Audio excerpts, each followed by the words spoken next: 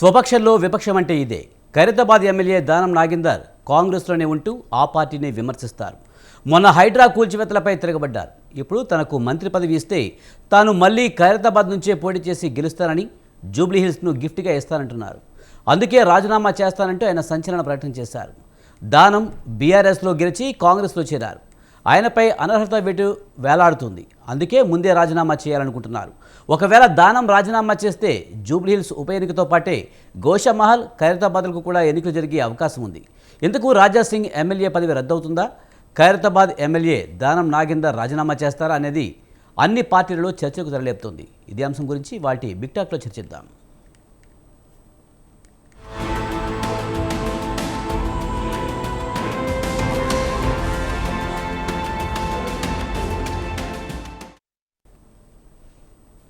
దానం నాగేందర్ తన ఎమ్మెల్యే పదవికి రాజీనామా చేయబోతున్నారనే టాక్ వినిపిస్తుంది. దానం పార్టీ మారడాన్ని సీరియస్గా తీసుకున్న బీఆర్ఎస్ సుప్రీంకోర్టును ఆశ్రయించిన నేపథ్యంలో ఆ తీర్పు వచ్చే ముందే తను రాజీనామా చేయాలనుకున్నట్టుగా టాక్ అయితే వినిపిస్తుంది.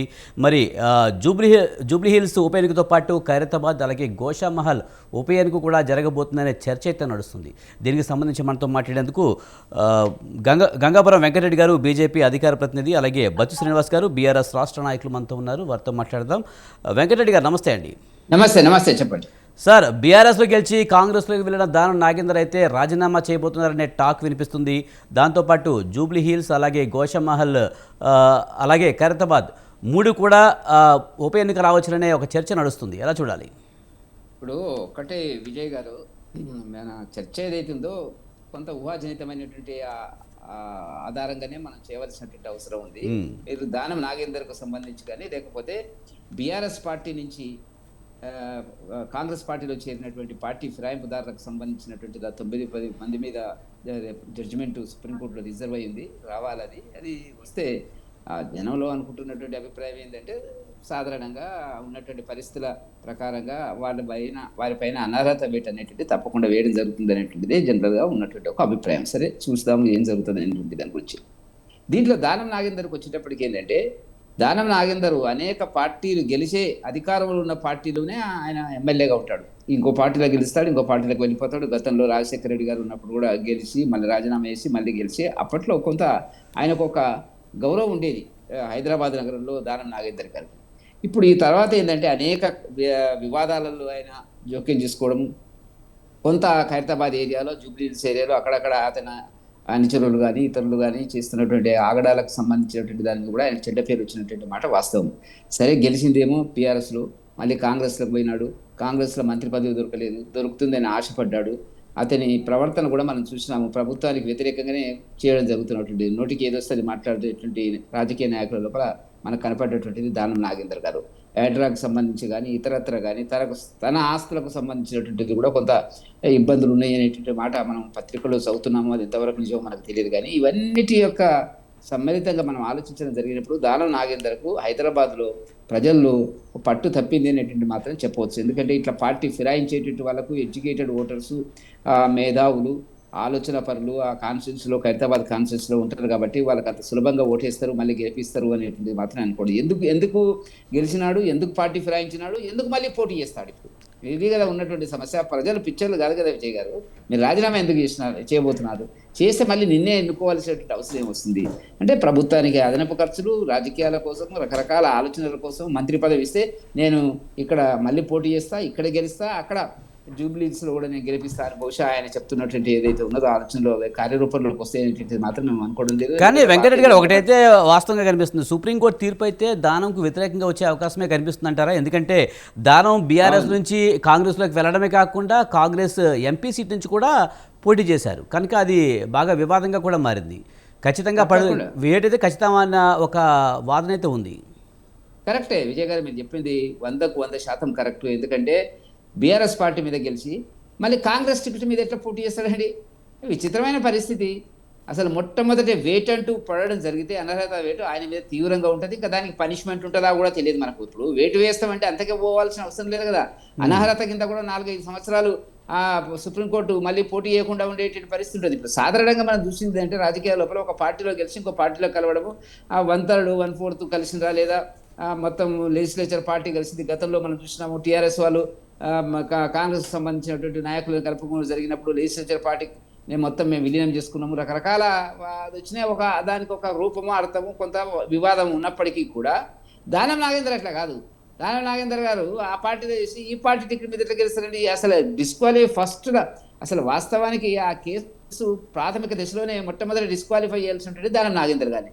అందువల్ల ప్రజల్లో ఇవాళ చదువుకున్న హైదరాబాద్ నగర ప్రజల్లో ఒక అభిప్రాయం తప్పకుండా ఉంటుంది. దానం నాగేందర్ అంటే ఆయన అనుకున్నట్టుగా ఇక మనం పోటీ ఎక్కడి నుంచి చేసినా గెలుస్తామని అనుకునే పరిస్థితి వల్ల లేవు. కాబట్టి తప్పకుండా అవకాశం ఆయన రిస్క్ తీసుకొని మళ్ళీ పోటీ చేయడం అనేటువంటి జరిగితే అదే మీరు అన్నట్టుగా ఏంటంటే ముందే పోటీ చేసి ముందే రాజీనామా చేసి తర్వాత పోటీ చేసి ఇక ఏదో ఒకటి నేను సాధించిన మనకు మంత్రి పదవి ఇస్తే చాలని మంత్రి పదవి ఇస్తే పోటీ చేస్తాడంట. అది వస్తున్నటువంటి వార్తలు మనకు కనపడుతున్నట్టు అంటే మంత్రి పదవి ఇవ్వకపోతే గెలవడు అనేటువంటి అర్థం. కాబట్టి ఇట్లాంటి పార్టీ ఫిరాయించేటువంటి ఎక్కడ అధికారం ఉంటే అక్కడ వెళ్ళిపోయేటువంటి వాళ్ళందరినీ కూడా ప్రజలు తప్పకుండా ఓడిస్తారు. అక్కడ ఉండేటువంటి పరిస్థితులు కూడా అట్లా వ్యతిరేకంగా ఉన్నాయనేటువంటి మాత్రం చాలా స్పష్టంగా కనపడుతున్నటువంటిది. ఎందుకంటే చాలా విషయాల్లో దూకుడు స్వభావం ఉన్నటువంటి వ్యక్తి మరి ఆ పార్టీలో ఉండడా ఆ పార్టీకి వ్యతిరేకంగా మాట్లాడుతున్నా కూడా తెలియదు నేను మాట్లాడుతున్నటువంటిది. కాబట్టి మీరు అన్నట్టుగా ఏంటంటే ఇక గోషమాలకు వచ్చేటప్పటికి మరి రాజా సింగ్ గారిది ఏమైతుంది అనేటువంటి మరి తెలియదు. ఒకటి ఖాళీ మనకు ప్రస్తుతానికి కనపడుతున్నటువంటిది జూబ్లీ హిల్స్ ఖాళీ.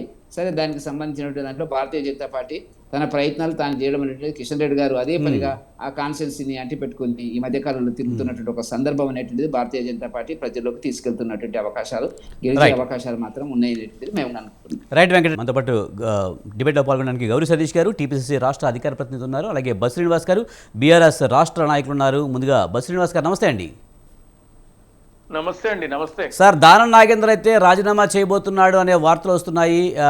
ముఖ్యంగా బీఆర్ఎస్ నుంచి ఫిరాయింపు చేసిన ఎమ్మెల్యేగా అతనికి పేరుంది. గతంలో బీఆర్ఎస్లో గెలిచి కాంగ్రెస్లోకి వెళ్ళి మళ్ళీ కాంగ్రెస్లో ఎంపీ సీట్ మీద పోటీ చేసిన పరిస్థితుల్లో బీఆర్ఎస్ అయితే సుప్రీంకోర్టు వరకు వెళ్ళింది. సుప్రీంకోర్టు తీర్పు వ్యతిరేకంగా వస్తుందన్న ఒక భయంతోనే రాజీనామా చేయబోతున్నారా? మొట్టమొదట స్వతంత్ర వీక్షకులకు మీకు అక్కడ ఉన్నటువంటి పెద్దలు వెంకటరెడ్డి గారికి అదే సోదరులు గౌరీ సతీష్ గారు వారికి కూడా సతీష్ గారికి అందరికి కూడా నమస్తే. ఇప్పుడున్నటువంటి పరిస్థితులలో అది ఖచ్చితంగా మామూలుగా ఏదైతే 9 మంది బీఆర్ఎస్ పార్టీ నుంచి కాంగ్రెస్కి ఫిరాయించిండ్రో వాళ్ళందరూ కూడా మేము కాంగ్రెస్ అని చెప్పుకోవడం లేదు ప్రస్తుతానికి. అయితే ప్రత్యేక పరిస్థితులలో దానం నాగేందర్ గారు ఆయన ఎమ్మెల్యేగా వారు వెళ్ళడమే కాకుండా Hyderabad MP seat Congress party గుర్తుపైన పోటీ చేసి ఇప్పుడు ఆయనకి ఏం చెప్పుకోవాలి, కాంగ్రెస్ పార్టీ అని చెప్పుకునేటువంటి పరిస్థితుల్లో రాజ్యాంగబద్ధంగా 2/3 కనుక మారితే అది స్పీకర్ ఆమోదం పొందుతుంది. ఆ విధంగా లేకుండా ఈ వెళ్ళిన వాళ్ళు ఎవరు కూడా మేము ఇంకా కాంగ్రెస్ పార్టీ అని చెప్పుకోలేనటువంటి పరిస్థితుల్లో ఉన్నారు. దానం నాగేందర్ గారిని మనం చూస్తే వారి ఇంతకుముందే మన వెంకరెడ్డి గారు కూడా చెప్పారు, గతంలో కూడా వైఎస్ఆర్ గారి కాలంలో వారు టీడీపీ నుంచి గెలిచి రాజీనామా చేసి సనత్ నగర్ నుంచి మళ్ళీ కాంగ్రెస్ పార్టీ గుర్తుపైన పోటీ చేసి కాంగ్రెస్లోకి వెళితే ఓటమి పాలయ్యింది. అట్లనే నేను అనుకోవడం ఏంటంటే ఇప్పుడు కూడా సుప్రీంకోర్టు తీర్పులో ఖచ్చితంగా దానం నాగేందర్ గారికి వ్యతిరేకంగా బీఆర్ఎస్ కు అనుకూలంగా తీర్పు వస్తుంది. వారి శాసనసభ సభ్యత్వము రద్దయ్యేటువంటి ఆస్కారం అయితే ఎక్కువ శాతం ఉంది.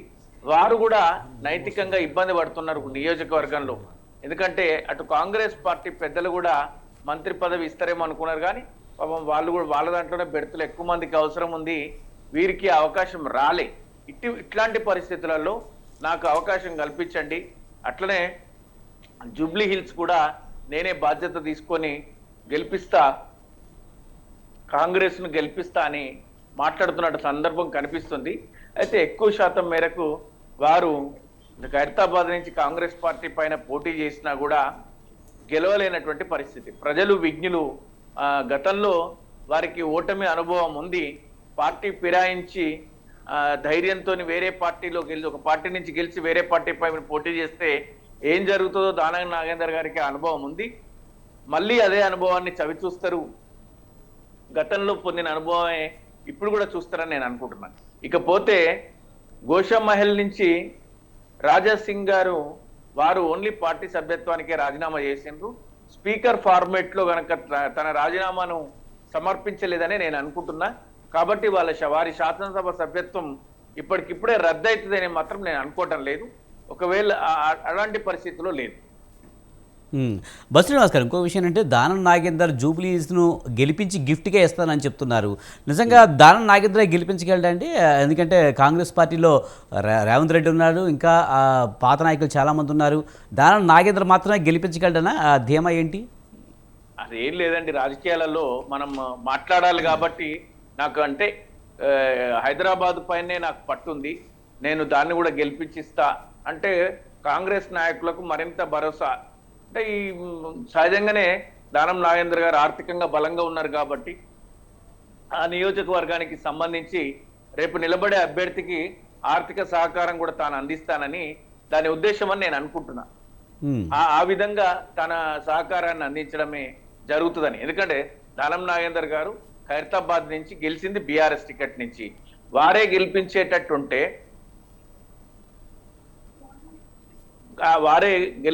వారు గెలిపిస్తారని అనుకుంటే పార్టీలోకి వెళ్ళగానే వారికి పెద్దపీట వేసేవాళ్ళు ఆ అవకాశం లేకుండా మనం చూసినాం. నియోజకవర్గంలో హైడ్రా ఎవరి మాటలు వినకుండా తన పని తాను చేసుకుపోయిన సందర్భంలో కూడా వారు వ్యతిరేకించారు. పార్టీలో చాలా సందర్భాలలో కాంగ్రెస్ పార్టీ వ్యక్తులను కూడా వారు అవమానపరిచే దిశగా విమర్శించినటువంటి సందర్భాలు చూసినాం. అంటే తనకు తాను చాలా శక్తివంతుణ్ణి అనుకుంటున్నటువంటి పరిస్థితులు అయితే కనిపిస్తున్నాయి. అయినా నేను అనుకోవడం ఏంటంటే గతానుభవాలు తిరిగి పునరావృతం అయితే ఇప్పుడు పరిస్థితులలో ప్రజలు చాలా విజ్ఞులు. ఈ గడిచిన 90కి 2025కి చాలా తేడా ఉంది. ఇంకా పరిస్థితులు మారినాయి కాబట్టి ఈ విధంగా పార్టీ మారిన వ్యక్తులను మళ్ళీ గెలిపించే పరిస్థితి ఉండదు, గెలిపించకపోవచ్చు. ఉప ఎన్నికల్లో సార్వత్రిక ఎన్నికలంటే పార్టీల మధ్యన జరిగే పోరుగా చూడాలి. కానీ ఇలాంటి పరిస్థితులలో, ప్రత్యేక పరిస్థితుల్లో ప్రజలు తమ విజ్ఞతను ప్రదర్శిస్తారని నేను అనుకుంటున్నాను. రైట్. గౌరీ సతీష్ గారు, టీపీసీసీ రాష్ట్ర అధికార ప్రతినిధి బంతు ఉన్నారు ఆయనతో మాట్లాడుతూ. గౌరీ సతీష్ గారు నమస్తే అండి. సార్, ఎలా చూడాలి? దానం నాగేందర్ రాజీనామా చేయబోతున్నారనే వార్తలు వస్తున్నాయి. త్వరలో తను ఖైరతాబాద్ నుంచే పోటీ చేస్తాను, ముందుగానే మంత్రి పదవి కావాలని చెప్పి అడుగుతున్నట్టుగా తెలుస్తుంది. తనకు మంత్రి పదవి ఇస్తే ఖచ్చితంగా జూబ్లీహిల్స్ ఉప ఎన్నికల్లో పార్టీని అక్కడ కూడా గెలిపించి కానుకేస్తానని చెప్తున్నారు.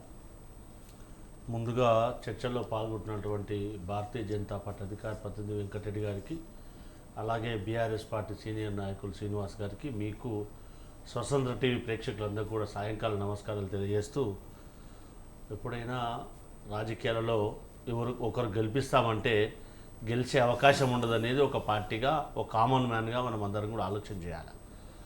గౌరవ దానం నాగేందర్ గారు హైదరాబాద్లో నాకు పట్టుంది, నేను వీలైనంత వరకు ప్రయత్నం చేస్తా అని చెప్పుకుంటారు తప్పితే నేను గెలిపిస్తా, గిఫ్ట్ ఇస్తా అంటే కాంగ్రెస్ పార్టీ 140 సంవత్సరాల చరిత్ర కలిగినటువంటి పార్టీ.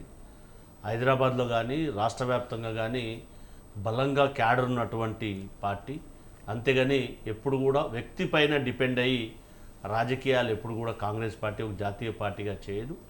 ఖచ్చితంగా గెలుపులో ఎవరెవరి అవసరం ఏ మేరకు అవసరమో ఆ మేరకు తీసుకునే అవకాశం ఉంటుంది తప్పితే ఏ ఒక్కరో నేను గెలిపిస్తానంటే ఓటర్లు కూడా విఘ్నులు అన్ని రకాలుగా ఆలోచన చేసి నిర్ణయం తీసుకుంటారు తప్పితే ప్రజాప్రభుత్వం ఏర్పడ్డ తర్వాత తెలంగాణ రాష్ట్రంలో మేము చేస్తున్నటువంటి సంక్షేమ పథకాల పట్ల కానీ, మేము చేస్తున్నటువంటి అభివృద్ధి ఫలాల పట్ల కానీ, మేము చేస్తున్నటువంటి సామాజిక మార్పు దిశగా కానీ మా పార్టీ అభ్యర్థి ఏఐసిసి నిర్దేశానుసారం నిర్ణయం అయిన తర్వాత దానికి ఆకర్షితులై ప్రజలు ఓట్లేసే అవకాశం ఉంటుందనేది మనం అందరం కూడా గ్రహించాలి తప్పితే ఇంకో రకంగా ఆలోచించవలసినటువంటి అవసరం ఉండదేమనేది మా పార్టీ యొక్క ఆలోచన ఉండే విధానం ఉంటుంది తప్పితే ఒకరు గెలిపిస్తే గెలుస్తారు అనేది కాదు. ఎందుకంటే రాజకీయ పార్టీలు అన్నప్పుడు, ఒక జాతీయ పార్టీ అన్నప్పుడు హైదరాబాద్లో వారికంటే సీనియర్స్ కానీ ఉన్నటువంటి, హైదరాబాద్లో ఉన్నటువంటి ఈ ప్రాతినిధ్యం వహిస్తున్నటువంటి మిగతా నాయకులు కానీ, గౌరవ ముఖ్యమంత్రి గారు కానీ, ఇక్కడ ఇన్ఛార్జ్ మంత్రులు కానీ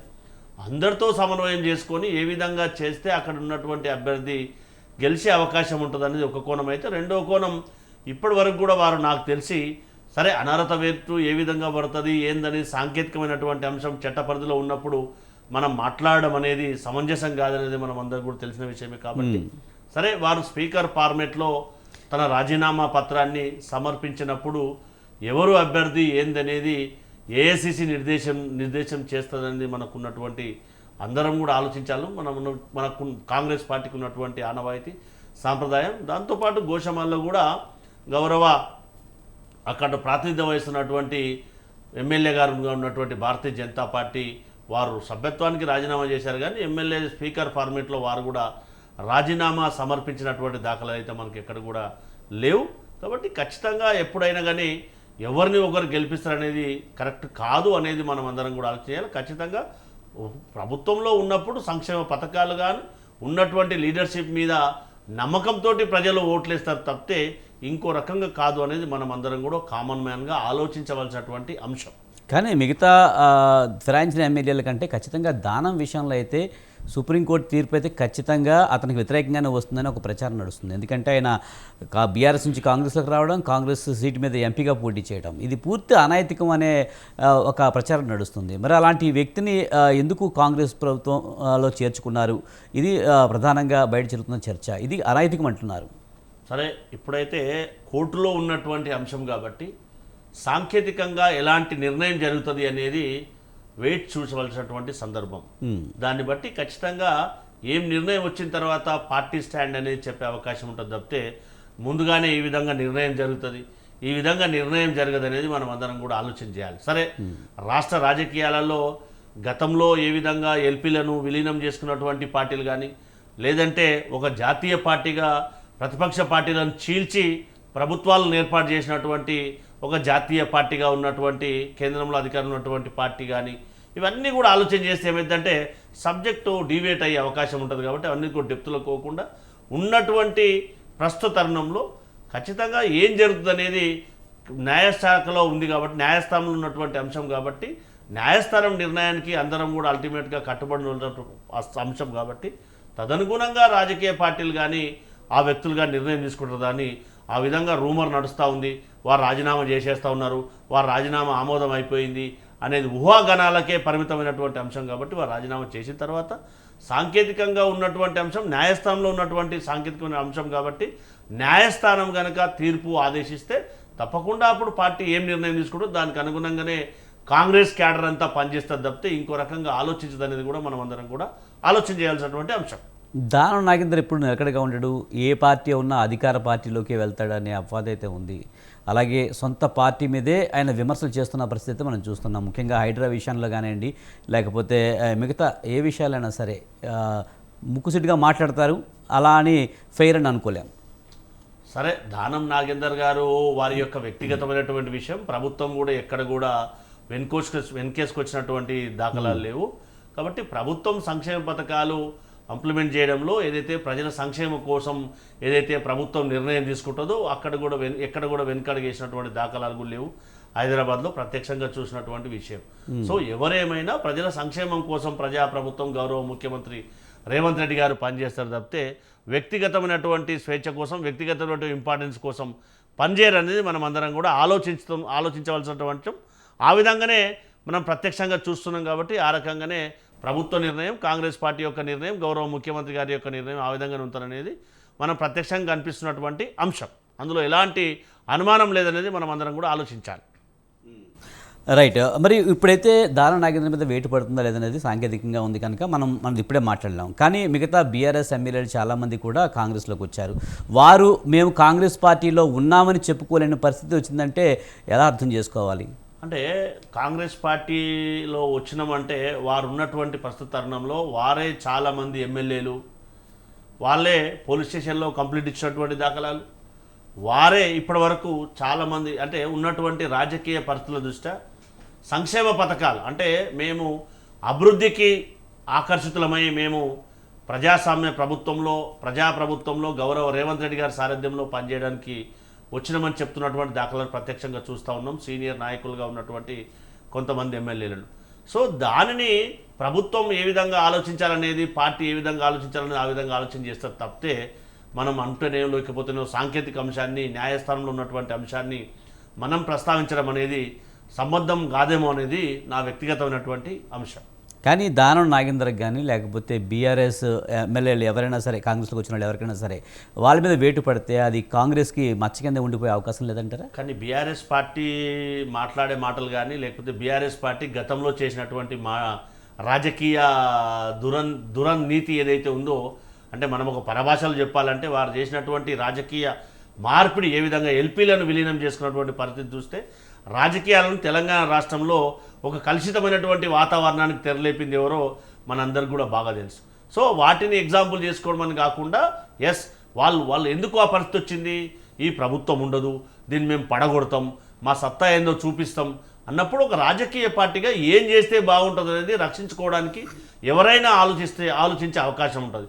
మనిషికి సహజంగా కొడతా అంటే భయం, ఇస్తా అంటే ఆశ. అదే రకంగా ఓ రాజకీయ పార్టీగా మీ ప్రభుత్వాన్నే పడదోలుతాం, మీ ప్రభుత్వాన్ని ఇన్ని రోజుల్లో కూల్చేస్తామని చెప్పినటువంటి గతంలో అధికారంలో ఉన్నటువంటి పెద్దలు మాట్లాడినటువంటి మాటలు మనం ఒకసారి రివైల్ చేసుకుంటే దాన్ని బట్టి ఒక రాజకీయ పార్టీగా ఏం చేయాలనేది కూడా ఆలోచించే అవకాశం ఉంటుంది కదా.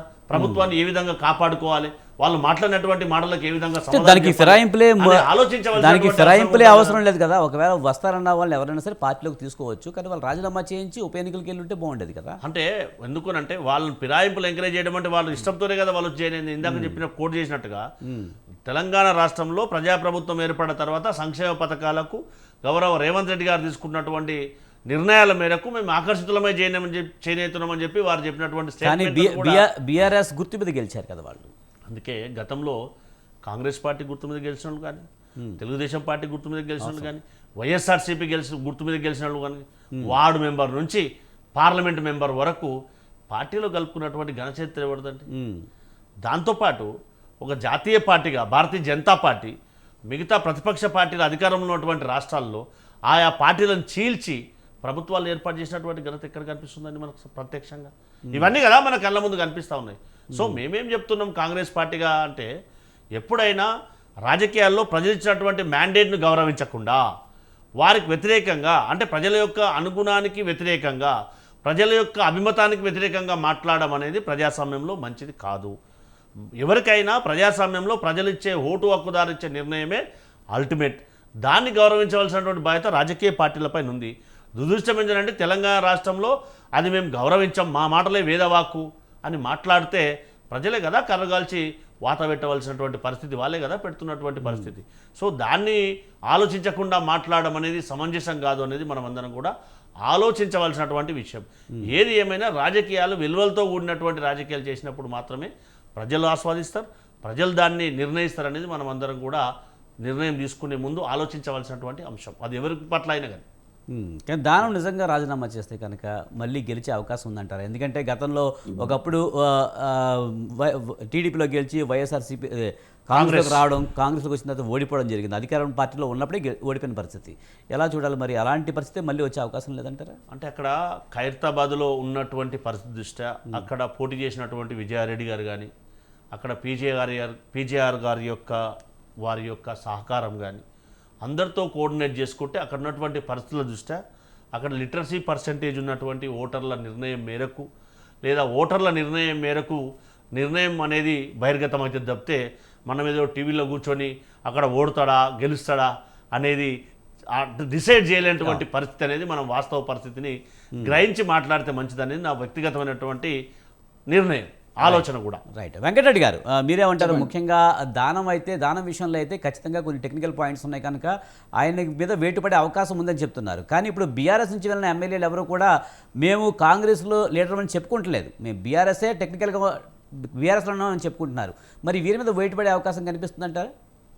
ఇప్పుడు ఒక్కటి విజయ్ గారు, బీఆర్ఎస్ పార్టీ 2014లో మొదటిసారి ఎన్నికైనప్పుడు సుమారుగా నా లెక్కలో ఇంతకుముందు మిత్రుడు చెప్పినట్టుగా సతీష్ గారు చెప్పినట్టుగా అన్ని పార్టీలకు సంబంధించినట్టు 2014లోను 2018లోను సుమారుగా 40-45 మంది ఎమ్మెల్యేలు ఎమ్మెల్సీలను పార్లమెంటు సభ్యులను పార్టీలో కలుపుకున్నటువంటి ఒక పరిస్థితి మనం చూడడం జరిగినట్టు. రాజకీయాల్లో ప్రజాస్వామ్యంలో అంబేద్కర్ రాజ్యాంగంలో అవమానపరచడం ఇది ఏ పార్టీ అయినప్పుడు కూడా. సరే, ఇప్పుడు సతీష్ గారు అంటున్నారు భారతీయ జనతా పార్టీ ఎక్కడెక్కడో చీల్చింది చేసింది. కర్ణాటకలో మేము పోటీ చేసినాం రాజీనామా చేసి, మధ్యప్రదేశ్లో మేము పోటీ చేసినాము, మహారాష్ట్రలో మా ఉద్ధవ్ ఠాక్రే గారు మాతో ఎన్నికలకు పోయిన తర్వాత ఉండి గెలిచిన తర్వాత అటు కాంగ్రెస్ దిక్కు పోయిండు, వాళ్ళ దిక్కు పోయిండు. అది అవన్నీ పక్కకు పెట్టండి. ఇప్పుడు తెలంగాణ రాజకీయాలు మాట్లాడుతున్నట్టు దాంట్లో ఏ పద్ధతి అయితే పార్టీ ఫిరాయింపులను అనేక ప్రలోభాలకు, రాజకీయ ప్రయోజనాల కోసం, వ్యక్తిగత ప్రయోజనాల కోసం వాళ్ళ యొక్క శాసనసభ్యులు పార్టీ ఫిరాయించిన వాళ్ళకు చేసినటువంటి ఆర్థిక ప్రయోజనాలు కేసీఆర్ పాటించిండో అదే పద్ధతి లోపల పాలనలను అదేను పార్టీ ఫిరాయింపులను కూడా రేవంత్ రెడ్డి గారు పాటిస్తున్న ఒక సందర్భం ఉంది. ఇప్పుడు నేను ఎందుకు ఈ మాట అంటున్నంటే 3 కాలు అయితే 2 కాలు అయితే 1 కాలు అయితే సరే రేపు కోర్టు తీర్పు ఏమొస్తుంది మనకి ఇప్పుడు తెలియదు. కానీ హైదరాబాద్లో కాంగ్రెస్ గెలిచేటువంటి అవకాశం ఇప్పటికి కూడా వాళ్ళకి ఏంటంటే ఒక్క సభ్యుడు కూడా మంత్రి పదవి ఇవ్వలేనటువంటి ఒక పరిస్థితి లోపల వాళ్ళు కింద మీద అవుతున్నటువంటి పరిస్థితి మనకు కనపడుతున్నటువంటిది. నేను ఎందుకంటున్నానంటే సరే ఎవరు గెలుస్తారు ఎవరు ఓడతారు అనేటువంటి చర్చకు పోవడానికి ముందు ఇప్పుడు వాళ్ళ మేనిఫెస్టో ఉంది. మేనిఫెస్టోలో హైదరాబాద్ విజన్ 2030 అని రాసినారు, ఒక 20 పాయింట్లు రాసినారు. దీంట్లో ఒక్కటి కూడా ఇంతవరకు వాళ్ళు ప్రారంభించలేదండి. ఒకవేళ ఎన్నికలు జరిగితే నేను చర్చకోతున్నా, జరుగుతాయో జరగదా, కోర్టులో ఏం జరుగుతుంది అనేటువంటిది. దాంట్లో రాసినటువంటి దాంట్లో ఒకటి విజయ్ గారు, అన్ని మురికివాడలలో ఉన్న పేదలకు నీరు, విద్యుత్ శక్తి, డ్రైనేజీ, విద్య మరియు ఆరోగ్యం వంటి నాణ్యమైన ప్రాథమిక సేవలను సబ్సిడీతో కలిగిస్తామంటే ఇల్లు కూడా కొట్టింది. ఇది చేసే బదులు ఇల్లు కూడా కొట్టినటువంటి పరిస్థితి. ధరల మీద నియంత్రణ లేదు, ఆరోగ్యపరమైనటువంటి చర్యలకు సంబంధించినటువంటి దాంట్లో ప్రభుత్వం పట్టు లేదు, హోటళ్లలో తినుబండారాల మీద నియంత్రణ లేదు. మొన్న చూసినారు మీరు ఫ్యాక్టరీలో ఏం జరుగుతుంది అనేటువంటిది, సిబ్బంది లేరు. ఇప్పుడు ట్రాఫిక్ అట్లాగే ఉంది.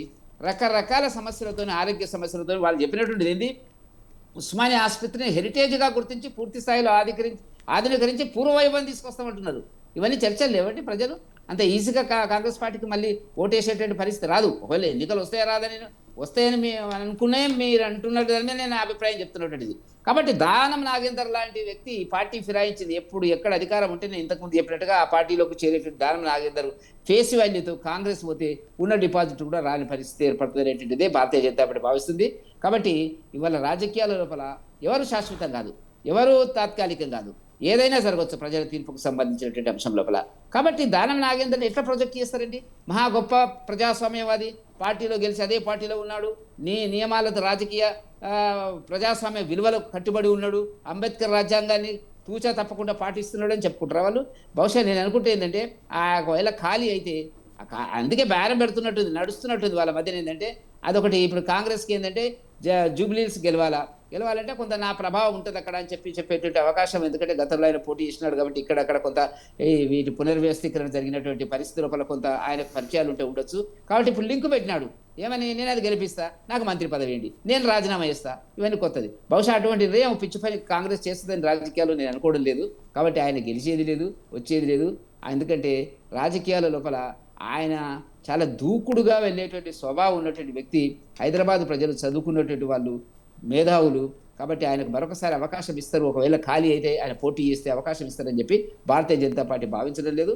భారతీయ జనతా పార్టీ తనదైన శైలిలో వ్యూహాత్మకంగా మేము అడుగులు వేస్తున్నటువంటి సందర్భాలు, మా కార్యక్రమాలు మాకు జరుగుతున్నాయి. సరే ఏది ఏమైనప్పుడు కూడా సరే గోషమాలు ఖాళీ అవుతుందా కాదా, దానికి సంబంధించినటువంటి చట్టబద్ధమైనటువంటి పరిమితులు ఏమున్నాయి అనేటువంటి ప్రస్తుతాన్ని మనం చర్చలు తీసుకోవాల్సిన అవసరం లేదు అనేటువంటిది మాత్రం చాలా స్పష్టంగా చెప్పడానికి అవకాశం ఉంది అనేటువంటిది నేను భావిస్తున్నాను. వెంకటరెడ్డి గారు, ముఖ్యంగా రాజాసింగ్ అయితే పార్టీకి రాజీనామా చేశారు, ఎమ్మెల్యేగా రాజీనామా చేయమని బీజేపీ ఎందుకు అడగట్లేదు? ఇప్పుడు ఒక్కటండి, ఇప్పుడు ఆయన రాజీనామా చేసినటువంటి సందర్భము, ఆయన రాజీనామా చేసి ఆయన మోరల్ వాల్యూగా ఉండి రాజీనామా చేస్తాడా చేయడా అనేటువంటిది ఇప్పుడే తొందర ఏముంది, ఏం జరుగుతుందో చూద్దాము, ఆయన ఏం నిర్ణయం చేస్తాడు అనేటువంటి దాని కింద ఆ సందర్భం వచ్చినప్పుడు తప్పకుండా పార్టీ ఏం మాట్లాడాలి, ఎట్లా స్పందించాలి అనేటువంటిది హైకమాండ్ మాట్లాడుతుంది. అది నా లెవెల్లో ఇచ్చేటువంటి సమాధానం మాత్రం కాదు.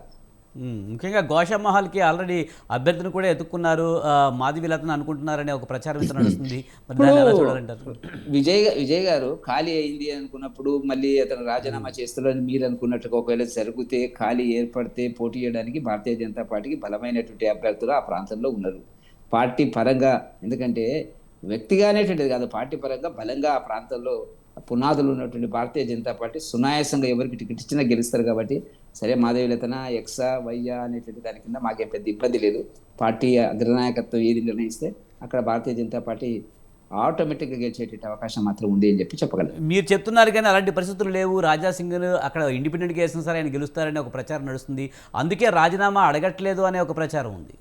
ఇప్పుడు రాజీనామా అనేటువంటిది మొన్ననే కదండి, 3-4 రోజుల కిందనే కదా అది జరిగినటువంటిది. ఆయన దాని మీద ఏం మాట్లాడలేదు. ఇప్పుడు మీరు గమనించాల్సినటువంటిది, మీ దృష్టికి వస్తే చెప్పండి విజయ్ గారు. రాజీనామా చేసిన తర్వాత పార్టీ మీద విమర్శ, అంతకుముందు పార్టీలో ఉండి విమర్శ చేయడం జరిగినటువంటిది. ఆ తర్వాత ఒక్క విమర్శ కూడా చేసినట్టు నా దృష్టికి అయితే రాలేదు. మరి మీ దృష్టికి వస్తే ఇక్కడ చెప్తే నాకు ఏం అభ్యంతరం లేదు. ఆయన గమ్మున రాజీనామా చేసినాడు, గమ్మున ఉన్నాడు. సరే, ఆయన స్ట్రాటజీ ఏందనేటువంటిది భవిష్యత్ కాలం నిర్ణయిస్తుంది. రైట్. బస్ శ్రీనివాస్ గారు, ఫిరాయించిన ఎమ్మెల్యేలు చాలామంది ఇంకా బీఆర్ఎస్లోనే ఉన్నామని చెప్తున్నారు. మరి అలాంటి వారు మీద వేటు పడే అవకాశం తక్కువగానే కనిపిస్తుంది. మరి దానం నాగేంద్ర విషయంలో అయితే కొంచెం సక్సెస్ఫుల్గానే బీఆర్ఎస్ అవుతున్నట్టుగా అనిపిస్తుంది. ఎలా చూడాలి? మిగతా ఎమ్మెల్యేల విషయంలో ఏం చేయబోతున్నారు? విజయ్ గారు, ఇప్పుడు అందరి పైన అంటే ఫిరాయించినటువంటి ఎమ్మెల్యేలు అందరి పైన కూడా కోర్టులో కేసు నడుస్తుంది. అది మీకు మాకు అందరికీ తెలిసినటువంటి సంగతే. ప్రత్యేకించి దానం గారి విషయంలో మనం మాట్లాడుకున్నట్టుగా వారు కాంగ్రెస్ పార్టీ గుర్తు పైన వారు ఇప్పుడు చెప్పడానికి వీల్లేదు, నేను పార్టీ మారలేదు అని చెప్పడానికి వీల్లేదు. పూర్తి స్థాయి ఆధారాలు ఉన్నాయి కాబట్టి ఆయన ఎలక్షన్ కమిషనే రేపు పొద్దున సమాచారం అడిగితే ఎంపీగా కాంగ్రెస్ పార్టీ గుర్తుపైన పోటీ చేసినటువంటి పరిస్థితులు ఉన్నాయి కాబట్టి ప్రత్యేకించి దానం నాగేందర్ గారి పైన వేటు పడక తప్పదనేటువంటిది మనం భావిస్తున్నాం. సరే, ఏం జరుగుతుందో తెలియదు. కోర్టు తీర్పు ఏ విధంగా ఉన్నప్పటికీ కూడా 100% మన అజంప్షన్ కానీ మన ప్రిడిక్షన్ కానీ దానం నాగేందర్ గారిది ఒక ప్రత్యేకమైనటువంటి విషయం కాబట్టి వారి విషయంలో ప్రత్యేక తీర్పు వస్తుంది అనేటువంటిది అయితే మేము అనుకుంటున్నాం. రైట్. బస్ శ్రీనివాస్ గారు, మరి మనం చూసాం గతంలో బీఆర్ఎస్ఏ ఇలాంటి ఫిరాయింపులకి నాంది పలికింది. అలాంటిది ఇప్పుడు సుప్రీంకోర్టు వరకు వెళ్ళిందనే వాదన ఉంది. మరి దీన్ని ఎలా చూడాలి? గతంలో వైఎస్ఆర్సీపీని కానివ్వండి, టీడీపీని కానివ్వండి, జాతీయ పార్టీ అయిన కాంగ్రెస్ను కూడా ఫిరాయింపులు ప్రోత్సహించిన చరిత్ర మీకే ఉంది అని చెప్పి గౌరీ సతీష్ గారు అంటున్నారు. సతీష్ గారికి తెలియాల్సింది ఏంటంటే, సమైక్య రాష్ట్రంలో కాంగ్రెస్ పార్టీ కూడా ఫిరాయింపులను ప్రోత్సహించిన విషయం వారు గుర్తెరగాలి. జాతీయ స్థాయిలో బీజేపీ కూడా ఎంపీలను అంటే రాజ్యసభ సభ్యులను, పార్లమెంట్ సభ్యులను, లేకపోతే వివిధ రాష్ట్రాలలో ఎమ్మెల్యేలను ఫిరాయింపులు ప్రోత్సహించినటువంటి సందర్భం మనం చూసినాం. బీఆర్ఎస్ పార్టీ డెఫినెట్గా మనం చరిత్రను కాదనలేము, అది వాస్తవం. ఫిరాయింపులను పార్టీ ఒక రాజకీయ సుస్థిరత కోసం, అప్పుడే ఏర్పాటైనటువంటి తెలంగాణ పదిలంగా ఉండడం కోసం, రాజకీయ అనిశ్చితి ఏర్పడకుండా ఉండడం కోసం ఫిరాయింపులను ప్రోత్సహించడం 2 దఫాలుగా అది 2/3 విలీనం చేసుకొని రాజ్యాంగబద్ధంగా, రాజ్యాంగంలోనే ఉంది కదా రాజ్యాంగ సవరణ ఏదైతే జరిగిందో 2/3 గనుక విలీనం జరిగితే అది చట్టబద్ధమే. చట్టబద్ధత కల్పించడం కూడా జరిగింది బీఆర్ఎస్ పార్టీ పక్షాన. దీంట్లో ఏ విధమైనటువంటి నాకైతే శశభీషాలు లేవు. జరిగిన వాస్తవాలు మనం తప్పకుండా ఒప్పుకొని తీర్థం. మేము అప్పుడు ప్రోత్సహించింది వాస్తవమే, మా పార్టీలో విలీనం చేసుకుంది పార్టీలో విలీనం చేసుకున్నాం. దానికి ఎమ్మెల్యేలు కూడా ఆ రోజు ప్రగతి కోసం, అభివృద్ధి కోసం, రాష్ట్ర రాజకీయ సుస్థిరత కోసం, మన తెలంగాణ అభివృద్ధి కోసం వాళ్ళందరినీ మేము చేర్చుకున్నాం. ఇప్పుడు కూడా మేము కాదనటం లేదు. శ్రీనివాస్ గారు, ఇప్పుడు గౌరీ సతీష్ గారు కూడా అదే అంటున్నారు, మా విధానాలు నచ్చాయి, మా సంక్షేమ పథకాలు నచ్చాయి, అందుకే వాళ్ళు వచ్చారు అని చెప్తున్నారు. ఆ రోజు కూడా అదే చెప్తున్నారు. ఆ రోజు కూడా నేను అదే చెప్తున్నా. ఆ రోజు కూడా సంక్షేమం కోసం, అభివృద్ధి కోసం తెలంగాణ రాష్ట్ర విధానాలు నచ్చే వచ్చింది. నిజం చెప్పాలంటే వాళ్ళ పార్టీ 6 నెలల కాలంలోనే 9 మందిని తీసుకున్నటువంటి పరిస్థితి చూసినాం. 6 నెలల్లో రాజకీయ అనిశ్చితి ఉంది, వాళ్ళు సాధించిన ప్రగతి ఏం లేదు.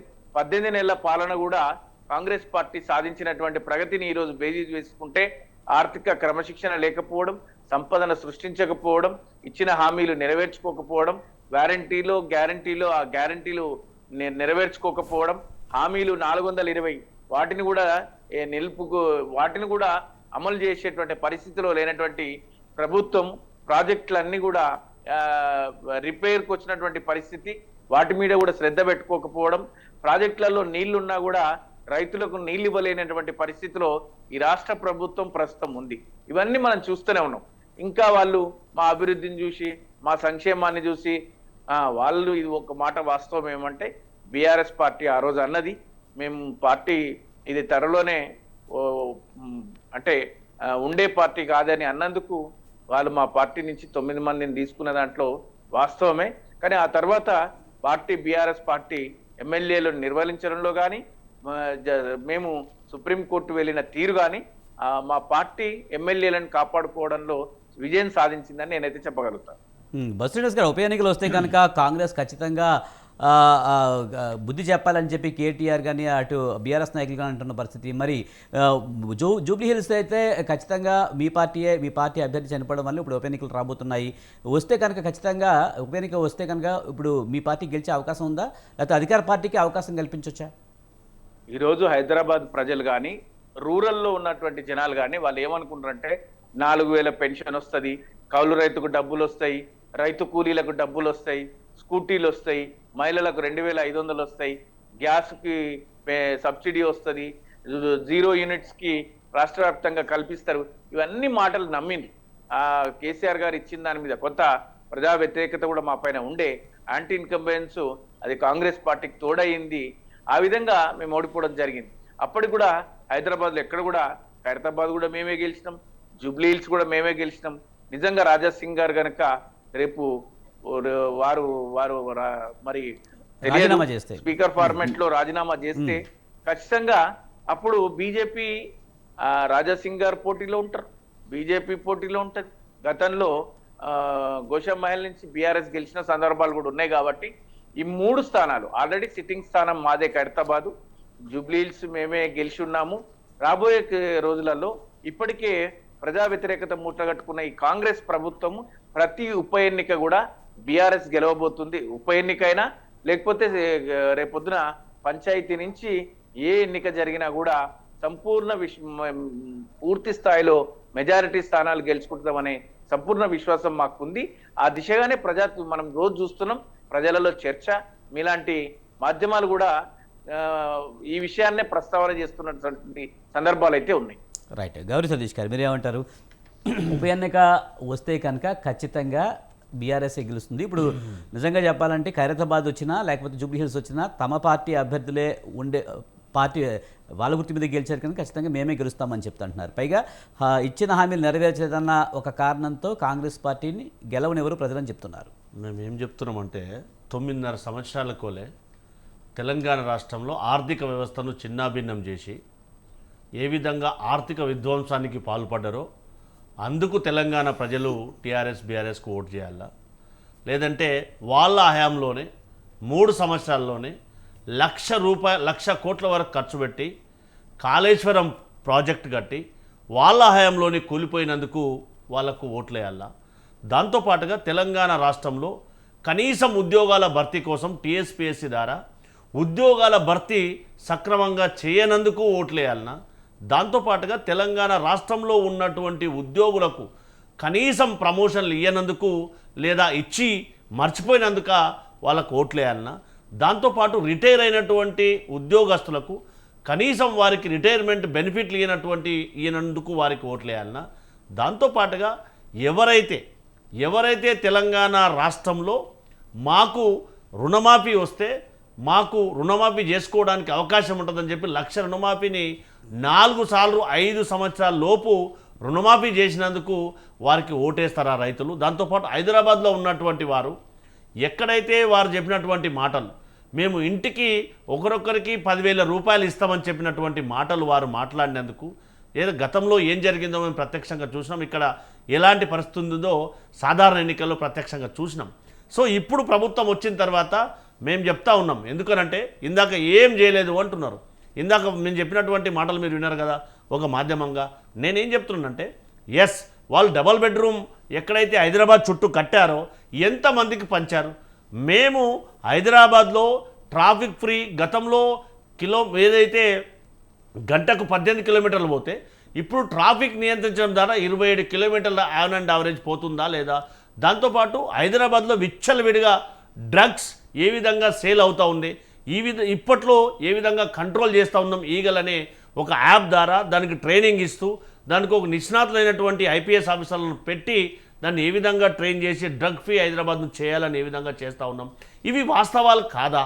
దాంతోపాటుగా ఎక్కడైతే మేము ఇచ్చినటువంటి ఇందిరమ్మ ఇండ్లు కానీ 200 యూనిట్ల కరెంట్ అని చెప్తా ఉన్నారు, మేము 200 యూనిట్ల కరెంటు ఫ్రీ ఇచ్చామా లేకపోతే బీఆర్ఎస్ పార్టీ వాళ్ళు ఇస్తేనే ఇచ్చి వాళ్ళు మర్చిపోయారా.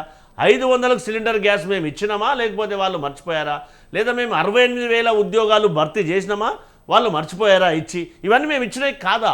కనీసం తెలంగాణ రాష్ట్రంలో ఆర్థిక విధ్వంసానికి పాల్పడితే ప్రభుత్వ ఉద్యోగికి 1వ తారీఖు నుంచి ఆల్ఫాబెటిక్ ఆర్డర్లో 25వ తారీఖు వరకు వేతనాలు ఇచ్చినటువంటి ఘనత బీఆర్ఎస్ టీఆర్ఎస్ పార్టీదా కాదా?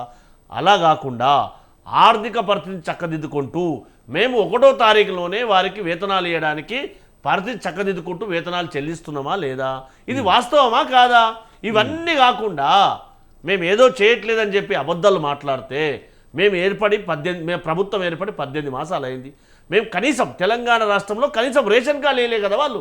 మేము 5 లక్షల పైచలకు నేను రేషన్ కార్డులు ఇచ్చినాం కదా. ఇవి కాదా వాస్తవాలు? జనాలకు తెలియట్లేదా?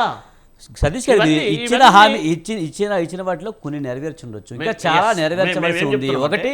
ఇంకోటి ఏంటంటే హైదరాబాద్లో మీరు గెలవాలంటే హైడ్రా ఒకటి చాలు మిమ్మల్ని ఓడించడానికి అని చెప్పి వాళ్ళు అంటున్నారు. ముఖ్యంగా దానం నాగేందర్ లాంటి వ్యక్తులు కూడా 1కి 10 సార్లు హైడ్రా ఏర్పాటుని వ్యతిరేకిస్తూ వచ్చారు. మేము ఏం చెప్తున్నామంటే ఒక మాట, మేము ఎమ్మెల్యే పది ఓడిపోవడము గెలవడం ముఖ్యం కాదు. హైదరాబాద్ ప్రజలకు మేలు చేశామా లేదని మా ఎజెండా, కాంగ్రెస్ పార్టీ ముఖ్యమంత్రి గారి యొక్క ఎజెండా. ఇక్కడి నుంచి సూటిగా అంబర్పేటలో ఉన్నటువంటి బతుకమ్మ కుంట అన్యాక్రాంతమైందా లేదా బీఆర్ఎస్ పార్టీ నాయకుని చేతిలో? అలాంటిది 5.5 ఎకరాలు ఇప్పుడు అది చెరువుగా ప్రజలకు ఉన్నటువంటి రాబోయే తరాలకు కనిపిస్తుందా లేదా? అదే రకంగా కుత్బుల్లాపూర్ కాన్స్టిట్యున్సీ కోదం అక్కడున్నటువంటి 8.5 ఎకరాల చెరువు అది చెరువుగా మనకు కనిపిస్తుందా లేదా? ఎక్కడైతే ప్రభుత్వ స్థలము 32 ఎకరాల స్థలం హైదరాబాద్లో అన్యాక్రాంతం అయితే ఈ రాష్ట్ర ప్రభుత్వం యొక్క ఖజానా కాబట్టి అది ప్రజలకు అందుబాటులో ఉండాలని చేయడం తప్పని ప్రజలు భావిస్తే 100% స్వీకరిస్తాం. మీరు చూస్తూ ఉన్నారు, ఎవ్రీ మండే ప్రజా దర్బార్ పెడితే అక్కడికి ఎవరు వస్తున్నారు? మా కాంగ్రెస్ పార్టీలు పోతుండ్రా? అక్కడ ఉన్నటువంటి కాలనీ వాసులు పోయి ఫిర్యాదు చేస్తూ ఉన్నారా? ప్రజావాణిలో ఎవరు ఫిర్యాదు చేస్తూ ఉన్నారు? మా పార్కు స్థలం కబ్జా గురైంది, మా పార్కు స్థలం మా యొక్క FTL భూమి మా కాలనీకి ఉన్నటువంటి స్థలం కబ్జా గురైంది అని ఎవరు చెప్తా ఉన్నారండి? ఇది వాస్తవాలు కాదా? సతీష్ గారు, సాధారణ ఎన్నికల్లో ఒక్క ఎమ్మెల్యే కూడా హైదరాబాద్లో గెలవలేకపోయింది కాంగ్రెస్ పార్టీ. ఉప ఎన్నికల్లో ఖచ్చితంగా గెలిచే అవకాశం ఉందా? 100% ఎందుకంటే బీఆర్ఎస్ చాలా క్లియర్గా చెప్తుంది, ఈ ప్రభుత్వం మీద పూర్తి స్థాయిలో వ్యతిరేకత ఉంది కనుక ఖచ్చితంగా మాకే వేస్తారు ఓట్లని చెప్తున్నారు. ఒకటే 2-3 ఎగ్జాంపుల్ చెప్తా. అసెంబ్లీ ఎన్నికల్లో ఎన్ని సీట్లు వచ్చినాయో మనం ప్రత్యక్షంగా చూసినాం. దాని తర్వాత జరిగినటువంటి పార్లమెంట్ ఎన్నికల్లో ఎంత మెజార్టీ వచ్చిందో కూడా ప్రత్యక్షంగా చూసినాం. దాని తర్వాత కనీసం ఎమ్మెల్సీ ఎన్నికలు జరిగితే అభ్యర్థులు ఎంతమంది పెట్టారో వారి పురుడుగడ్డైనటువంటి పుట్టుకకు నిలయమైనటువంటి స్థానంలో ఎంతమంది అభ్యర్థులను పెట్టారో మనం ప్రత్యక్షంగా చూసాం. మరి రాబోయే బై ఎలక్షన్లో సరే అనివార్య కారణాల వల్ల అలాంటి సంఘటన జరగకూడదు, జూబ్లీహిల్స్లో అది దురదృష్టకరం, అలాంటి సంఘటన జరిగింది. కానీ ఎవరు గెలుస్తారనేది ప్రజలు కదా అల్టిమేట్గా నిర్ణయించేది. అల్టిమేట్గా టైం నిర్ణయిస్తుంది. ఖచ్చితంగా 101% స్వతంత్ర టీవీ స్టూడియో ద్వారా చెప్తా ఉన్నాం. ఒకవేళ ఏదైనా కారణాల చేత హైదరాబాద్ 3 స్థానాల్లో ఉప ఎన్నిక వస్తే 100కు 100% కాంగ్రెస్ జెండా ఎగరవేస్తాం. అభ్యర్థులు ఎవరనేది ముఖ్యం కాదు. సంక్షేమ పథకాలు కానీ మేము ఇస్తున్నటువంటి డెవలప్మెంటల్ యాక్టివిటీ కానీ ఖచ్చితంగా 100కు 100% కాంగ్రెస్ జెండా ఎగరేస్తాం. ఏ విధంగానంటే మేము ఇచ్చినటువంటి సంపద సృష్టించాలి, ప్రజలకు పంచాలి. దాంతోపాటు రాజకీయాల కంటే రాష్ట్రాభివృద్ధి ముఖ్యం అనేది మా ఉద్దేశం. గతంలో సరే కేంద్రంలో ఎవరు అధికారంలో ఉన్నా ఒక ప్రధానమంత్రిని కానీ కేంద్ర మంత్రులను కానీ ఈరోజు కూడా మా గౌరవ ముఖ్యమంత్రి గారు ఢిల్లీ వెళ్ళారు. అక్కడ ఉన్నటువంటి జలవనరుల శాఖ మంత్రులను కలిసి ఏదైతే రాష్ట్ర సమస్యలు ఉన్నాయో ఇవన్నీ కూడా రాష్ట్ర అభివృద్ధి కోసం తప్పితే ఏదో బీజేపీతోని డబ్బులు తీసుకొని కాదు. అంటే కేంద్ర ప్రభుత్వం నుంచి రావాల్సినటువంటి నిధుల కోసం అప్పీల్ మేనర్లో గతంలో ఏం జరిగిందో ప్రత్యక్షంగా చూశాం కదా. అది కాదు, రాష్ట్రంలో రాష్ట్ర ప్రయోజనం ముఖ్యం, రాజకీయం ముఖ్యం కాదనే ఉద్దేశంతో. ఎందుకనంటే హైదరాబాద్లో ఉన్నటువంటి ప్రజలు విఘ్నులు, వారు వివేకవంతులు, అన్ని అనాలిసిస్ చేసి ఓటింగ్లో పాల్గొనే అవకాశం ఉంటుంది. కాబట్టి ఖచ్చితంగా ఇందులో ఎలాంటి అనుమానం లేకుండా 100కు 100% 3 స్థానాలు కనుక బై ఎలక్షన్ అయితే దానం నాగేందర్ మిమ్మల్ని గెలిపిస్తారని చెప్పారు. మంత్రి పదవి ఇచ్చే అవకాశం ఉందంటారు? నేను మళ్ళొకసారి చెప్తా ఉన్నాను, వ్యక్తులు ఎవరు గెలిపారు కాంగ్రెస్ పార్టీ ఆఫర్ పెట్టారు కదా. మేమేం చెప్తున్నామంటే మంత్రి పదవి ఎవరు ఇస్తారు ఏందనేది మా పార్టీ గతంలో బీఆర్ఎస్ పార్టీ మా కాంగ్రెస్ పార్టీ నుంచి గెలిపినటువంటి XYZ వ్యక్తులను మంత్రులు చేసినటువంటి ఘనత. 100కు 100% కాంగ్రెస్ పార్టీలో అలాంటి అవకాశం ఉండదు. ఎందుకనంటే ఏఐసీసీ ఒక నిర్ణయం తీసుకుంది, గౌరవ రాహుల్ గాంధీ గారు ఒక నిర్ణయం తీసుకుంటూ ఎవరైతే ఇతర పార్టీ నుంచి వచ్చిన వాళ్ళు ఉంటారో వాళ్లకు మంత్రి పదవుల్లో స్థానం ఇచ్చే అవకాశం లేదు. సామాజిక న్యాయమే మా ప్రధాన ఎజెండా. మనం మంత్రివర్గంలో చూస్తున్నాం కదా. సో ఇవన్నీ కదా వాస్తవాలు. సో ఎవరైనా ఇతర పార్టీ సింబల్ మీద గెలిచినటువంటి ఎమ్మెల్యేకు మంత్రి పదవి ఇచ్చే అవకాశం ఉండదనేది మనం అందరం కూడా గ్రహించాలి. అందులో భాగంగానే నిర్ణయాలు జరుగుతూ ఉన్నాయి. ఇది కదా వాస్తవం.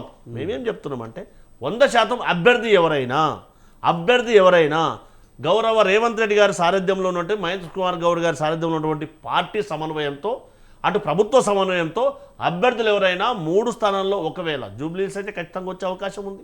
అనివార్య కారణాల వల్ల ఖచ్చితంగా జూబ్లీహిల్స్ జెండా ఎగరేస్తాం ఎవరు అభ్యర్థి అయినా. మిగతా స్థానాల్లో అటు రాజాసింగ్ గారు కానీ, ఒకవేళ దానం నాగేందర్ గారు స్పీకర్ ఫార్మేట్లో రాజీనామా పత్రాన్ని ఇస్తే, స్పీకర్ గారు దాన్ని ఆమోదం చేస్తే ఖచ్చితంగా ఇక్కడ కూడా గెలవడానికి అవకాశం ఉంటుంది తప్పితే ఇంకో సెకండ్ ఆప్షనే ఉండదు.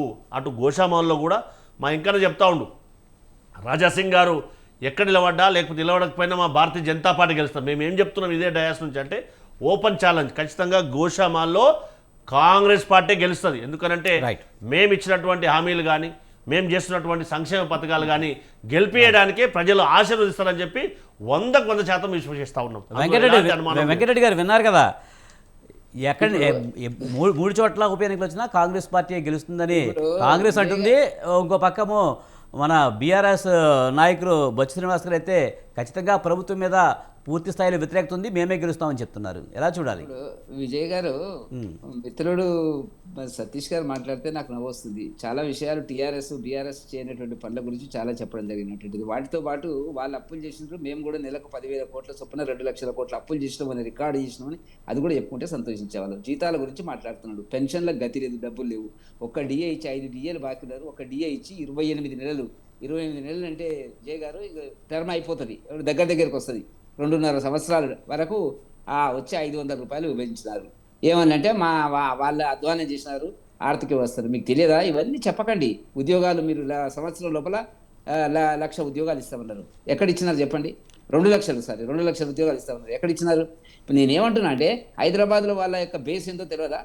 గతంలో జరిగిన మున్సిపల్ ఎన్నికల లోపల 4 సీట్లు గెలిచినారు వాళ్ళు. మేము 48 సీట్లు గెలిచినాము. 1 సీటు అసెంబ్లీ చుట్టూ, హైదరాబాద్ చుట్టూ విజయ్ గారు చెప్తున్నా, హైదరాబాద్ ఒక అసద్దును ఓవైసీ వదిలేస్తే మేము కాషాయ దళము హైదరాబాద్ చుట్టూ ఆవరించి ఉన్నది. చేవెళ్ళ, మల్కాజ్గిరి, సికింద్రాబాద్ మా ఎంపీలు ఉన్నారు, మా ప్రజలు మమ్మల్ని గెలిపించిండ్రు. ఆ ప్రభావం అనేటువంటిది ఉంటుంది. వీళ్ళకి ఎక్కడొచ్చింది? ఎన్నడో బేస్ పోయింది, హైదరాబాద్లో బేస్ పోయి ఎన్నో చాలా కాలం అయింది. వాళ్ళకి ఎంతసేపు ఎంఐఎంతో తోకబట్టుకొని పోయేటువంటి పరిస్థితి ఏమైనా ప్రయత్నం చేస్తారేమో అది నాకు తెలియదు. ఎందుకంటే అదే పద్ధతి లోపల వాళ్ళు నడుస్తున్నటువంటి చరిత్ర. కాబట్టి వల్ల ఒక్కటి విజయ్ గారు, నేను రాజకీయాల కోసం మాట్లాడలేదు. రేవంత్ రెడ్డి గారు కాంగ్రెస్ ప్రభుత్వం ఎన్నికలు పెట్టేటువంటి పరిస్థితి లేదు, ఎన్నికలను ఫేస్ చేసే పరిస్థితి లేదు. స్థానిక సంస్థలు 1.5 year అయిపోయింది, వాటికి డబ్బులు, కేంద్ర నిధులు రావడం లేదు. ఎందుకు పెట్టడం లేదంటే కోర్టు మెట్టకాయలు వేస్తే తప్ప ఎన్నికల కోసం పోయేటువంటి పరిస్థితి. వాళ్ళు ఎన్ని చెప్పినప్పుడు కూడా వాళ్ళ భయం వాళ్ళకు ఉంది. ఆ భయంతో ఏంటంటే ఎట్లా దీన్ని ఎన్నికలు జరగకుంటే బాగుండని కాంగ్రెస్ ఆలోచిస్తున్నటువంటిది. వాళ్ళు చాలా చెప్తున్నారు. 2 రైతు బంధులు కొట్టినారు, ఏమో ఇచ్చినామని చెప్తారు. మా రైతు భరోసా, మన రైతు రుణమాఫీ ఎంతమందికి ఇచ్చారో లెక్క తెలియదు. గ్యాస్ నేను చూపిస్తానండి, మా ఏరియాలో ఒక్కొక్క ఇంట్లో 10 మంది మామూలు ముస్లింలు ఉన్నారండి. దాంట్లో నేను అడిగినా, మొన్న అడిగితే ఏమంటారు, ఇంట్లో ఒక్కరికి ఇస్తారంట సార్, ఏ ఆద్మీకు అంటున్నారు వాళ్ళు. వీళ్ళేమో కథలు చెప్తున్నారు, వాసన చూపించారు. అన్ని కూడా వాసన చూపించి మేము అన్ని చేస్తాం అనేటువంటి పద్ధతిలో పోతారు. ప్రజలు చాలా విసుగ్గా ఉన్నారు, అసంతృప్తిగా ఉన్నారు. అది వాళ్ళకి అర్థమైంది కాబట్టి ఎన్నికలు పోతలేదు. ఏ ప్రభుత్వమైనా ఒకసారి అసెంబ్లీలో గెలిచిన తర్వాత, లోకసభలో అంత తొందరగా ఓడిపోయిన తర్వాత ఓడిపోవడమే అది గెలుపు. మేము 8 సీట్లు గెలవడం అంటే ఓడిపోవడమే. కాబట్టి అక్కడ ఎన్నికలు ఎందుకు పెట్టడం లేదంటే మళ్ళీ ఓడిపోతాం అనేటువంటి అభిప్రాయంలో వాళ్ళు ఉన్నారు. ఇప్పుడు 3 సీట్లు గెలుస్తాం, 4 సీట్లు గెలుస్తాం, ఏ సీట్లు గెలుస్తారో ఏం చేస్తారో అర్థమైతే లేదు. దానం నాగేందర్ని ఫేస్ వాల్యూతో పోతే ఆ వచ్చే ఓట్లు కూడా, డిపాజిట్ కూడా వాళ్ళకి రానటువంటి ఒక పరిస్థితి వాళ్ళు ఉన్నది. అంత తొందర ఎందుకు కానీ జరిగితే ఏం జరుగుతుంది అనేటువంటిది మనం చూడవలసిన అవసరం ఉంది. చెప్పని సతీష్ గారు మేము అన్నీ గెలుస్తాం, మొత్తం దేశమంతా గెలుస్తాం అనేది చెప్పుకొని దానికి మాకు అభ్యంతరం లేదు. కాబట్టి ఇవాళ హైదరాబాద్లో పౌరులకి ఏం చేసిందో చెప్పాలా. మీరు ఒక్కటి చెప్పండి, ధరల నియంత్రణ మీద మీ కంట్రోల్లో ఉంది కదా, మీరు చేసినారా? మీరు రోడ్డుకు మరి ఇది శానిటేషన్కి సంబంధించినటువంటి దాంట్లో ఏం చేసినారు? గత ప్రభుత్వం ఏం చేసిందో అదే నడిపిస్తున్నారు. కొత్తగా మీరు చేసింది ఏం చెప్పండి? దిక్కు లేదు, సూపర్విజన్ చేసేటువంటి పరిస్థితి లేదు. ఎంసీహెచ్ జిహెచ్ఎంసీ ఏం నడుస్తుంది? ఆమెకు అప్పచెప్పినారు కేశవరావు గారి కూతురికి. సరే ఏదో ఆమె పార్టీ ఫిరాయించి ఇక్కడికి వెళ్ళి అక్కడ మీరు పార్టీ ఫిరాయింపుల పర్వాన్ని మీరు తీసుకొని పోయిన తర్వాత హైదరాబాద్ ప్రజలు విసుగ్గా ఉన్నారు, అసంతృప్తిగా ఉన్నారు, కోపంగా ఉన్నారు, ఉగ్ర రూపంలో ఉన్నారు. మళ్ళీ మీరు ఏ కోణంలో ఓట్లు అడుగుతారు చెప్పండి? మీరు ఎందుకు తీసుకున్నారో చెప్పాలి కదా. మీ పార్టీ ఎమ్మెల్యేలు అప్పుడు అమ్ముడు పోయినప్పుడు మీరు మాట్లాడేది ఏంది, వాళ్ళు జరుగుతున్నది ఏంది? మీకు ఒక నీతి, ఏ పద్ధతి అయితే కేసీఆర్ గారు పాటించారో అదే పద్ధతిని మీరు ఆలోచిస్తున్నారు. మీరు అప్పులు ఎంత చేస్తారో చెప్పండి. ఇప్పుడు 2 లక్షల కోట్లు అప్పులైన విజయ్ గారు ప్రతి నెల 10 లక్షల కోట్ల అప్పులు తెస్తే తప్ప కేసీఆర్ భూముల మీద మీరు భూముల మీద ప్రయత్నం చేస్తున్నారు. కొన్ని కారణాల వల్ల ఆగిపోయినటువంటి పరిస్థితి. మీ ఆర్థిక ప్రణాళికలో ఏమైనా మార్పు ఉందా? ఏమీ లేదు. ఆయన కూడా అన్ని ఉచితంగా ఇస్తా అన్నాడు, ఎగ్గొట్టిపోయినాడు. మీరు కూడా ఉచితంగా ఇస్తాను, ఎగ్గొట్టిపోతున్నారు. చేతగానిది ఎందుకు అన్నారు అని అంటున్నాం. మమ్మల్ని అంటారు ఏ రాష్ట్రంలోనైనా ఈ సంక్షేమ కార్యక్రమాలు ఉన్నాయంటే మోసం చేసేటువంటి సంక్షేమ కార్యక్రమాలు భారతీయ జనతా పార్టీ ఏది కావాలనో, ఏది వీలైతుందో, ఏది సంబంధించినటువంటి అంశం ప్రజలకు మా సామాజిక వర్గాలకు అందుబాటులో ఉంటుందో దాన్ని మేము ఎన్నికల ప్రణాళికలు పెట్టినా దాన్ని అమలు పరిచేట ప్రయత్నం ఉంది. కాబట్టి ఎన్నికలంటూ జరిగితే ఏం జరుగుతుంది అనేటువంటి చూద్దాం. ప్రజలు నిర్ణయిస్తారు. ప్రజా తీర్పును మనం అందరూ కూడా మనం శిరసావించవలసింది, ఆదరించవలసింది, అంగీకరించవలసిందే విజయ్ గారు. రైట్. బస్ శ్రీనివాస్ గారు, ముఖ్యంగా మొన్న సాధారణ ఎన్నికల్లో అయితే కాంగ్రెస్ రాష్ట్ర వ్యాప్తంగా గెలిచినా కూడా హైదరాబాద్లో మాత్రం బీఆర్ఎస్ఏ సత్తా చాటిన పరిస్థితి. కానీ ఇప్పుడున్న పరిస్థితుల్లో అధికార పార్టీగా కాంగ్రెస్ ఉంది కనుక కాంగ్రెస్ పార్టీకి ఉండే అవకాశం లేదంటారా? అది ఇప్పుడు మనం చూస్తాం కదా, ఇప్పుడు చెప్తున్నాం మేము ఖచ్చితంగా సిట్టింగ్ సీట్లు ఒకటి ఆల్రెడీ గోపీనాథ్ గారు పరమపదించింది కాబట్టి డెఫినెట్గా ఆ సీట్ అయితే మా సిట్టింగ్ సీటే. ఆ సీటు మేము గెలుస్తాము, అందులో ఎట్లాంటి సందేహం ఎవరికి అవసరం లేదు. ఖైరతాబాద్ అంటారా, అది కూడా మా సిట్టింగ్ సీటే, అది గెలుస్తాము. చతుర్ముఖ పోటీ ఉండే అవకాశం ఉంది. గోషామహల్లో 2వ స్థానంలో పోయినసారి బీఆర్ఎస్ పార్టీ ఉంది. ఈసారి ఖచ్చితంగా బీజేపీని మించి బీఆర్ఎస్ పార్టీ గెలుస్తుంది, మీరు చూస్తారు. ఖచ్చితంగా రేపు ఉప ఎన్నికలు వస్తే నాకు తెలిసి గోషామహల్కు రాకపోవచ్చు.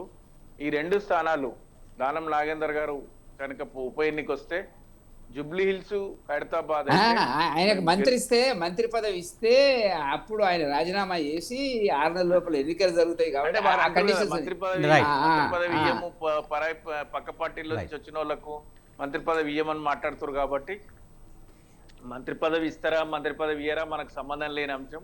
అది కాంగ్రెస్ పార్టీ అంతర్గత అంశం. ఎవరికి ఇస్తారు, ఎవరికి ఇవ్వరు అనేది. మేమైతే ఖచ్చితంగా ఉప ఎన్నికలే కాదు, సార్వత్రిక ఎన్నికలు వచ్చినా, ఉప ఎన్నికలు వచ్చినా రాబోయే రోజులలో ఒక నిర్మాణాత్మకమైనటువంటి ప్రతిపక్షంగా మా పాత్ర మేము నిర్వహిస్తున్నాము. ప్రభుత్వాన్ని నిలదీస్తున్నాము, ప్రజల పక్షాన నిలబడుతున్నాము. ఒక హైడ్రా కానీ, ఒక మూసీ బాధితుల పక్షాన కానీ, లేకపోతే బనకచెర్ల కానీ, లేకపోతే కాళేశ్వరం పైన వాళ్ళు తీసుకొచ్చేటువంటి కబుర్లు కానీ, ఈరోజు కావాలనే కాళేశ్వరాన్ని నిర్లక్ష్యం చేసి తుంగతుర్తి ప్రజలకు మేము పోయినసారి నీళ్ళు ఇచ్చినాం, ఈసారి ముఖ్యమంత్రి గారు నిండు సభలో మేము నీళ్లు తేలేమని చెప్పినటువంటి పరిస్థితి మనం చూసినాం. ఇట్లా ఏ విధమైనటువంటి అభివృద్ధి ఇయ్యాలా? హైదరాబాద్ అభివృద్ధిని మనం గమనించినట్టయితే ఎటుపక్క పోయినా ఏ ఫ్లైఓవర్ చూసినా అదంతా కూడా బీఆర్ఎస్ పార్టీ 9.5 సంవత్సరాల్లో సాధించిన ప్రగతే. ఈ ప్రభుత్వం వచ్చి ఏం చేసిందంటే కట్టిన ఫ్లైఓవర్లకు రంగు అయితే వేసింది, అదైతే నేను ఖచ్చితంగా చెప్పగలుగుతాను. రైట్. బస్ శ్రీనివాస్ గారు, టైం అయింది. Thank you very much bus Srinivas గారు, అలాగే గౌరీ సతీష్ గారు, అలాగే వెంకటరెడ్డి గారు. థ్యాంక్ యూ వెరీ మచ్ అండి డిబేట్లో పాల్గొన్నందుకు.